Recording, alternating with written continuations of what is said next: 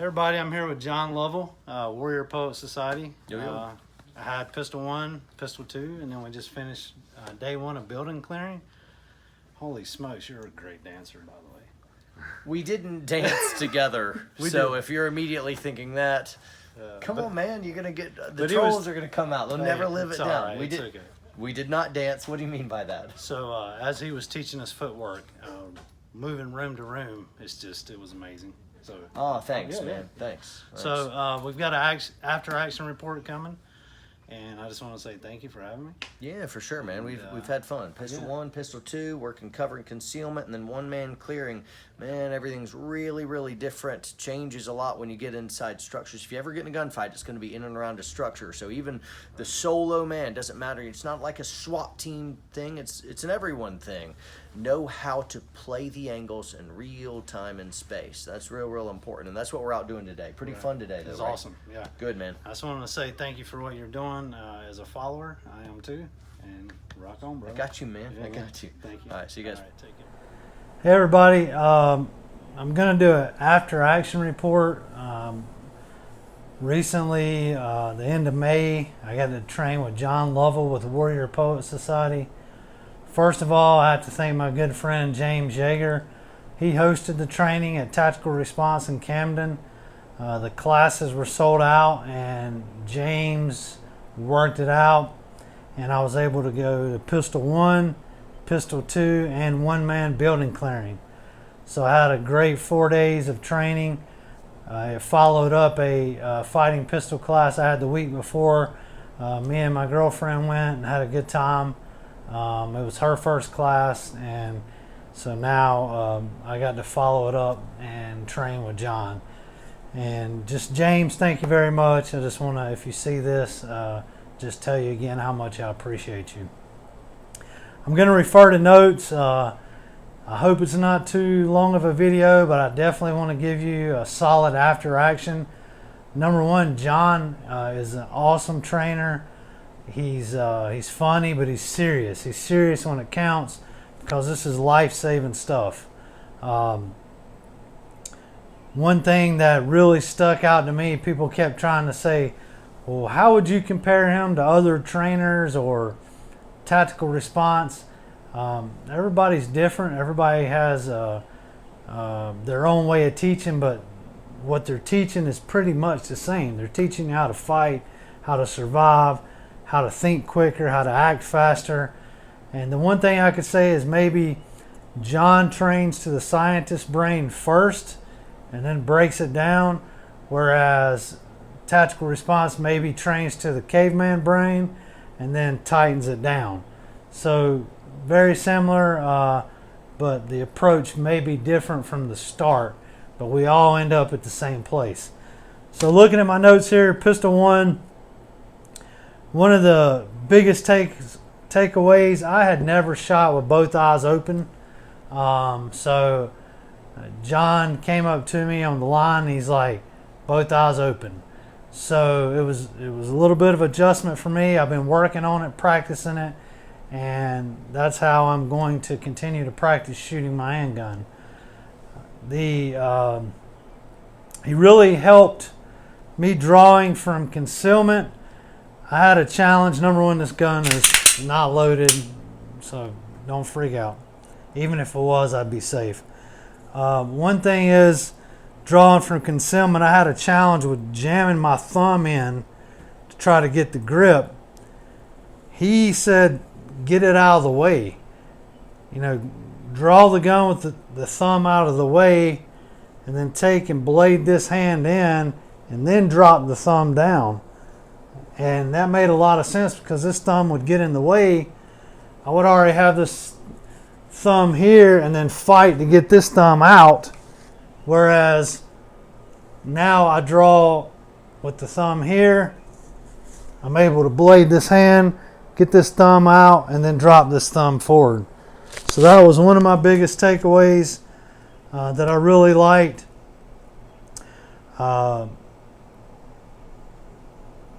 I have a tendency to reset the trigger, and once I get to the wall, I pin the trigger down, and then I get that audible reset. big no-no for him, and it made sense. He said, you want to have more than first and sixth gear. So if you're holding on to the trigger, I mean, you're kind of slow creeping back on. You don't have a lot of gears. You can't go from first to sixth gear.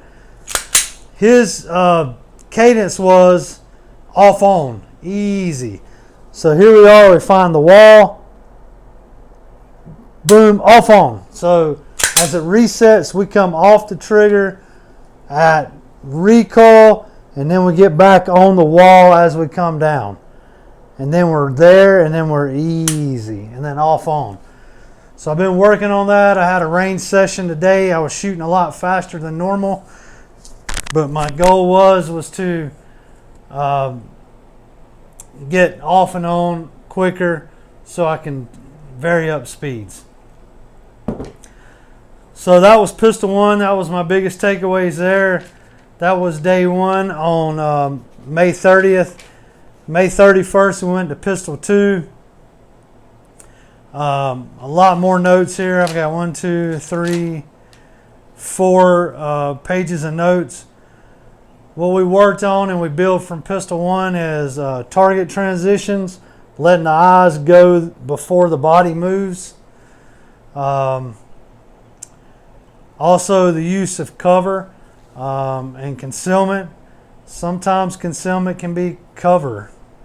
What I mean by that is if I were to get behind this couch, a lot of times bad guys don't shoot through couches, so I can use that as temporary cover and go. One thing we talked about is as soon as you get to your first piece of cover, it's expired. You got to go to the next. You got to look for the next. Keep your eyes on the thread at all times. Everything's about ambush or counter ambush. So as we're working our cover, flagging is the unforgivable sin. Getting that body tucked in, moving the hips, coming out from different areas. You definitely don't want to flag. One of the things that he says, and I'll cover it a little more detail when I do the after action report of his one-man building clearing, but it is one thing that I really liked is it is let me get this right, bear with me. Make space, tiny angles, tiny angles, tiny angles, and shoulder to wall. Don't over penetrate, and once you take the space, own it, dominate it. Don't retreat. Hide behind a wall of lead. So that was one of his biggest preachings about use of cover. Don't flag, tiny angles, make space. Once you have it, own it. So the bad guy, as soon as he sees you, it should be your muzzle, and then you should have a shot on him. Let's see. First piece of cover you flee to after an ambush expires as soon as you get there. Leapfrog to another cover. Keep eyes on thread at all times. As you move, bad guys make tighter flanks usually. Once you lose the bad guy, stop moving. Find him. Set a counter ambush. When in doubt, make space. If the thread is really close, he talked about going through it, not retreating. We talked about the ESB line, which is the eye-shoulder baseline, and LOA, which is your limit of advance as you're cutting the pie, and the zombie walk. Really cool. I'll cover that more in one-man building clearing. For me, my home play was I need to do more dry practice, and James Yeager was there day one or day two, and he called me right out. He said, "You're not doing any dry practice." I said, "Busted." He said, "You've got to. This has got to be more consistent." Another thing is the draw hand, the blade. John said make a blade and then rotate out. That really helped me versus just grabbing it. Again, don't cram the thumb like I was telling you, drawing from concealment. And on off, easy, on off, easy. Find that wall on the reset. So yeah, that pretty much covers pistol 1, pistol 2. It's amazing. I don't care if you've had other classes, you've had more advanced classes. I really highly recommend training with John Lovell at Warrior Poet Society. Follow his Patreon. He announces classes a little sooner. I'm really thankful and really glad I got to train with him. I want to take his rifle classes later in the year. And I really hope you like this after action report. I'm going to do more and follow up with the one-man building clearing. We had force on force. Man, it was awesome. That's where your training's vetted, and I learned a lot, and I've got a lot to work on. But this is a path I continue on, continue to grow. I thank you for everybody that's following me and being a part of my path.